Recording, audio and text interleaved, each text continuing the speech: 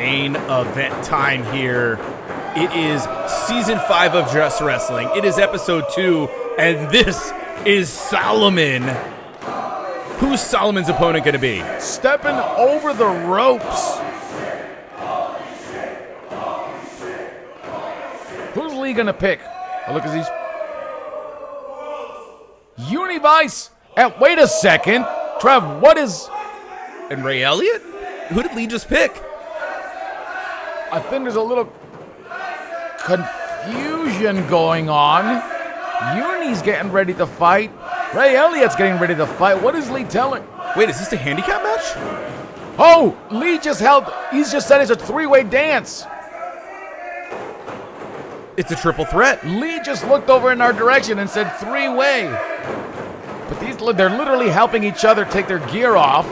The running buddies, Vice and Violence. But there's another thread here in this matchup. Because here's the situation. You know who trained all three of these men? Francisco Chiazzo. And smartly here, the Brute, as well as Yuni going after the big man, Solomon. Trev, I'm going to take it a step further. Not only did Frankie train all three of these guys, Yuni Vice was Frankie's roommate. So you can imagine the type of stories he picked up, the advice, the tutelage that Frankie imparted onto Yuni, late nights being roommates together. But it's very smart here. You know Solomon is huge. You know he is dangerous. So the usual tag team that is Vice and Violence working together to try to eliminate the big man. And you can see it right there. They are working like a finely tuned tangent, but Solomon, whoa, double spine buster. Who's going to go for the cover, though? And it could it be? Nonchalant. Ooh, broken up. Oh, here we go, baby. Here we go. The Brute says, not in my house. Hey, only one fighter can win this battle, and obviously... Yeah, but Trevor, are we going to actually see the... There it is. Never mind. My question's been answered. I think Vice was shocked at first, but now... Ray Elliott threw the first shot, firing the first punch. Hey, sometimes when you're a tag team, you know this better than anybody. You just want to unload, get some of the frustrations out, and could be the end. Frankie and I only faced each other across the ring on 2 separate occasions, and both of those were some of the hardest hitting matches, also the most frustrating because, as we spoke earlier, he knew what I was thinking, I knew what he was thinking, and as much as you like to get out the frustrations, at the end of the day, that's your brother. You're striking, kicking, punching, clawing at. Here's the cover.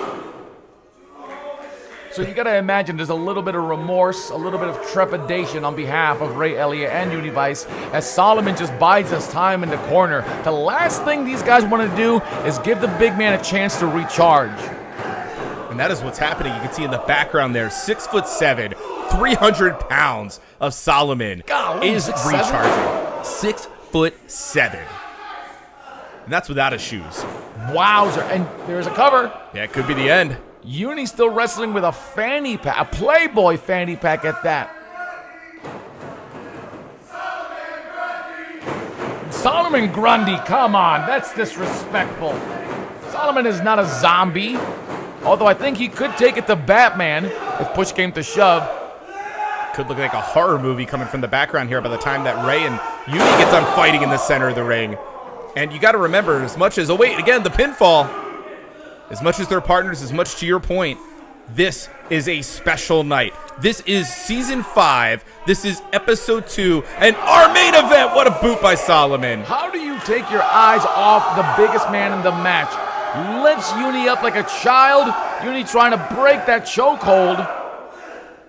Ray ineffective in his effort and gets a choke of his own. Up in the...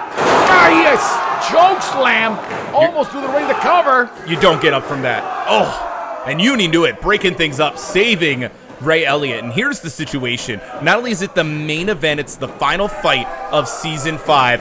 You want to be the last thing seen. You want to be the memory for Francisco. And, oh gosh, Solomon right now, the memory we may have of this season is the horror movie moment. Yeah, we may have the lasting memory of using a spatula to scrape Yuni Vice off the canvas if he's not careful. Here's another thing that I noticed, Trevin. When Ray Elliott and Yuni Vice were going at it, it's one thing to exchange holds. It's one thing to slam your partner. These guys were slugging for the fences, not afraid to dole out a potential concussion, knock out a tooth. But now Solomon's in complete control.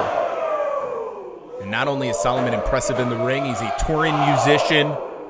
It's a young man, talent galore, and with a size like this. Interesting choice of attire. Everybody's talking about my leather pants. Hey, heavy metal heavyweight is in full effect right now. Did you just come up with that? Heavy metal heavyweight? No, I definitely didn't. You should have taken the credit, Trev. Elbows galore. With each elbow, he's got to be shaking something loose. I mean, Yuni's not the brightest bulb in the bunch, but he's definitely getting rattled. What a right hand. What a punch. And there's another. He's trying to punch through his face. We've already seen one Shiner take a face and blow it up, and it could happen again here on both sides for Solomon.